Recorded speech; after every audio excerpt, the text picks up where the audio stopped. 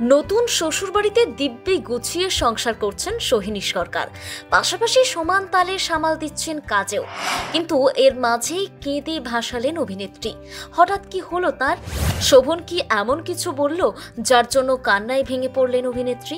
কোন বিষয়ে কষ্ট পেলেন তিনি? কেন হাউ হাউ করে কাঁদছেন সোহিনী? আবার নিজেই অনুরাগীদের সঙ্গে ভিডিও শেয়ার করে নিলেন নায়িকা।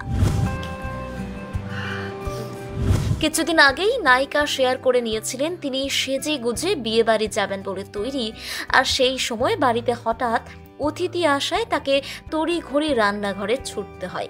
আর এবার দেখা গেল রান্নাঘরে বসে কাঁদছেন অভিনেত্রী।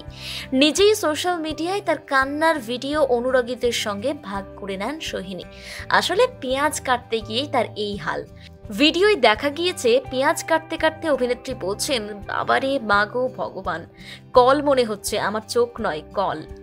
অভিনেত্রীর এই ভিডিও নেটিজেনরা নানান কমেন্টে ভরিয়ে দিয়েছেন। কেউ কেউ বেশ খোঁচাও দিয়েছেন তাকে। একজন লিখেছেন, একদিন করলে এরকমই হয়, রোজ দিন করলে হবে না। আর কেউ লিখলেন, পেঁয়াজ কাটার আগে 30 মিনিট জলে ভিজিয়ে রাখবেন, এই প্রবলেমটা আর হবে না। ভিডিওটি পোস্ট করে অভিনেত্রী ক্যাপশনে লেখেন, রোজের সঙ্গে উল্টো রথের দিন একসঙ্গে জীবনের নয়া অধ্যায় শুরু করেন গায়ক শোভন গঙ্গোপাধ্যায় এবং অভিনেত্রী সোহিনী সরকার। কাছের বন্ধু ও পরিবারের আত্মীয়দের নিয়ে নিরালায় জমে উঠেছিল বিয়ের আসর।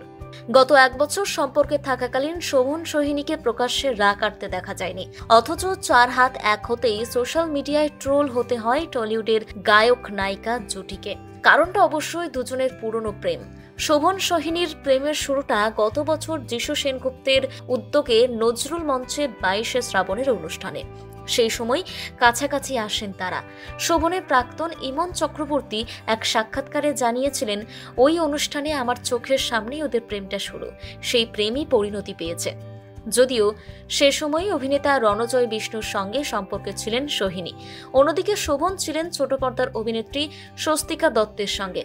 তার আগে একটা সময় গায়িকা ইমন চক্রবর্তী আর শোভন একটা লম্বা সময় সম্পর্কে ছিলেন। সোহিনী গত বছর পুজোর আগে রণজয়ের সঙ্গে সম্পর্ক বিচ্ছেদের কথা ঘোষণা করেন। প্রেম ভাঙে স্বস্তিকা শোভনেরও।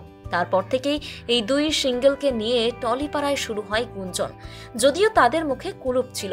অবশেষে সোহিনীর জন্মদিন 1 অক্টোবর তাদের একান্ত যাপনের ছবি প্রকাশ্যে এনে ফেলেন শোভন।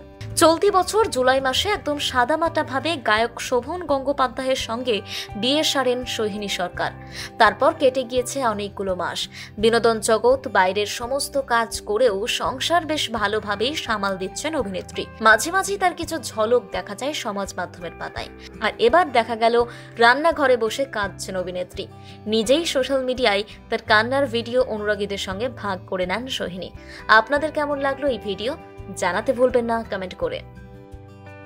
প্রথম বাংলা ব্যুরো।